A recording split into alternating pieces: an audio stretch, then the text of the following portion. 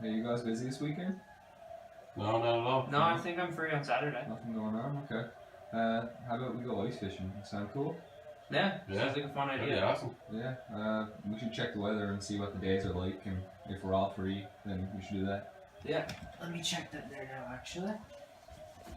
So we're good to go on Saturday? Saturday's good for me. Alright, let's see. Yeah, I'm good with Saturday. See the weather. Let's see what it calls for.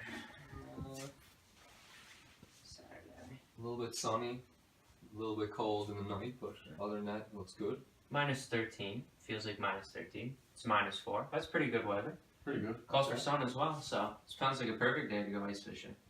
Sounds good for me. Definitely. I mean, After you decide on a day with great weather to enjoy the experience of ice fishing, you then have to decide where to go. Here in Newfoundland, the most common types of trout targeted include speckled trout, rainbow trout, brown trout, and winnish. Although it is obvious that you will most likely go to a freshwater body of water to catch these, such as ponds or lakes, since these are freshwater fish, many people do not know what area they may have the most success. Ideally, you want to get your bait as close to the bottom of the pond as possible, especially from the months of February to March when the water is the coldest. The reason for this is because the trout tend to bury themselves in the mud to stay warm or swim just above it.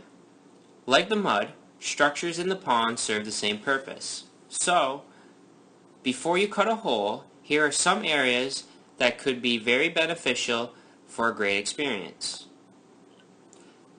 Close to the shore, where the water begins to get deep. Off a point of land, whether it be attached to the shore or on an island. And finally, around structures in the water, such as rocks, branches, and wharfs. Again, remember the best areas for ice fishing are sometimes the riskiest for walking on. Finally, if you are still ice fishing in April, raising your bait closer to the surface of the ice may be more beneficial because at this point in the season, the oxygen levels are depleting in the water, resulting in the trout swimming around the ice to get fresh oxygen.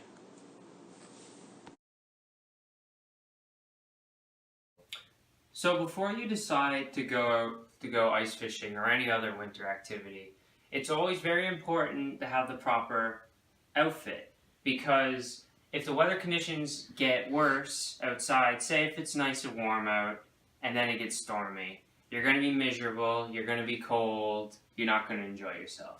So what we have here is the 3 different types of layers that will keep you warm, you'll enjoy it, and you'll feel comfortable. So the first layer is known as the base layer. So it's more so like thermal gear, so like long johns. And what this does is it essentially just keeps your body warm, and it's very snug on the body, so you don't really feel it. It's not going to bother you. So the second layer is kind of like just regular clothes. So what this clothes does is it essentially just keeps the body heat inside your clothing. So just like a regular gym shirt and probably some splash pants, right? And after that, you have the most important layer, which is the outer layer known as the shell. So you can have something like a raincoat perhaps, or skidoo pants, like these, and as you can see right here, a winter jacket. What this does is it makes your body windproof and waterproof. Another thing, if it's really sunny out, it's important to always bring sunglasses. Nope, not that. Nope, that's not quite right either. Almost.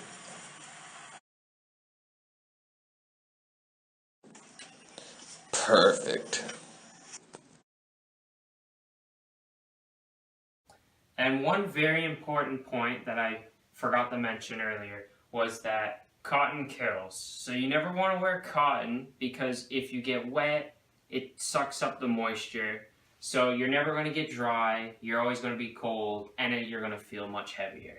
So always remember, cotton kills.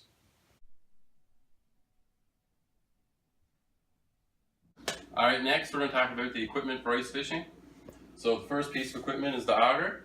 Auger comes in all different sizes. You have it from 4 inches to 10 inches. The main purpose of the auger is just to auger the hole. You can have anything from as basic auger as this, you just twist them, or you can have something that's motorized, gas powered, electric. Obviously, you want something like that, it costs a little more money. So the next piece of equipment is the ice skimmer. After you auger a hole, there's going to be a lot of slush and ice up around the top. This simply just skims the ice out. Alright, so once you have the hole cut, you're then going to need a rod or a stick, however you want to use it. So you can be really cheap. Cheapest way to do it, you can just cut off a tree branch, have a bit of fishing line for $2 or $3, and you're ready to go. Or if you want, you can actually purchase a rod. Rods range from $20 to $100 depending on what you want. There's not really much difference. You might have some more line, and that's about it. Alright, so once you have either a branch or a rod hooked up, you're then going to need some tackle. So everyone should usually have a tackle kit. Looks something like this. It's going to contain a hook, spinners. You can get spinners in gold, silver, different patterns just to attract fish, and a swivel. The swivel goes onto the line, which is on your rod. After that, you might need pliers. They come in handy, especially when your fingers are cold, and the knife. Now before we head out, there's one more concept we must cover, these being the rules and regulations. People sometimes tend to ignore the rules because they simply think that overfishing isn't harmful to the species or marine habitat. But it is really leading to the government and Department of Fisheries and Wildlife laying down some rules with severe penalties. Personally, I have heard of people from back home losing everything from their fishing gear to their skidoos and even different recreational vehicles due to not following the rules. So although the rules can be very in-depth, here are the most important ones you should know. The dates are very important, so opening and closing dates.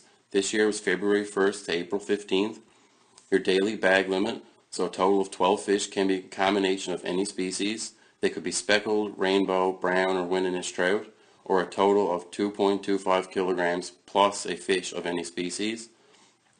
Your size is also very important, so no rainbow or windiness trout can be retained if they are under 8 inches long. And if you have any more questions, you could visit Fisheries and Oceans Canada.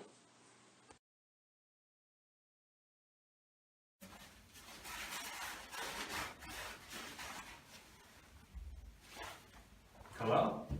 Yeah, Mom, just letting you know I'm going out ice fishing down at Long Pond. So, just a heads up if you don't hear from me in a day or two. Alright, yeah, love you too. Bye.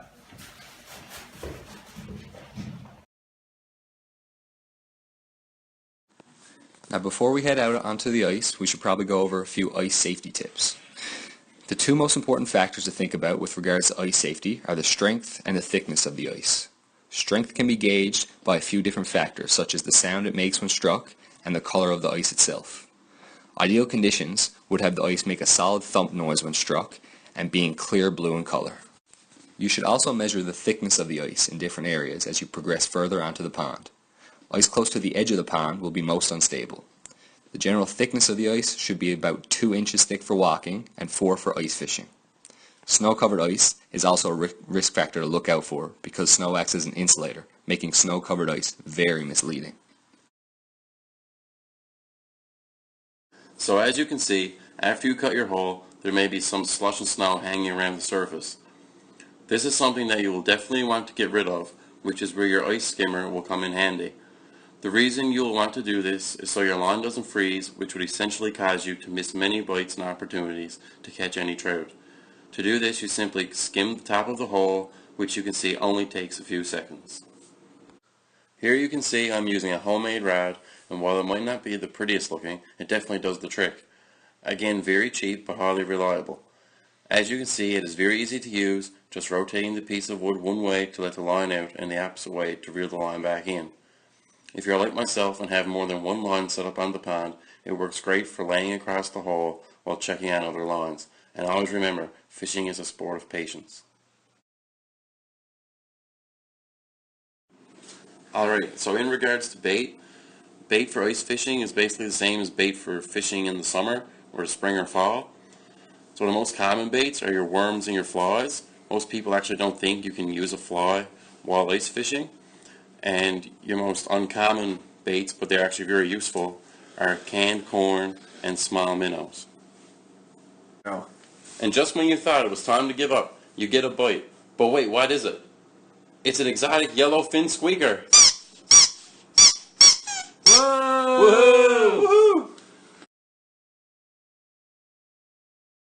And if you continue to show interest in the sport of ice fishing, there are many extra accessories that you could purchase, such as an ice fishing shack, for example.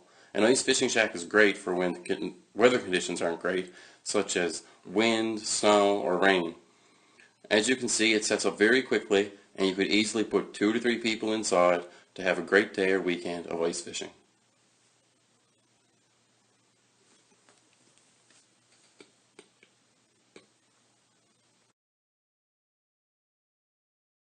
For me, nobody had the time. Cement and steel and flashing lights was all that I could see. It may be good for New York State, but I know them good for me. I'm a Newfoundlander, born and bred, and I'll be one till I die. I'm proud to be an islander, and here's the reasons why. I'm free as the wind, and the waves wash the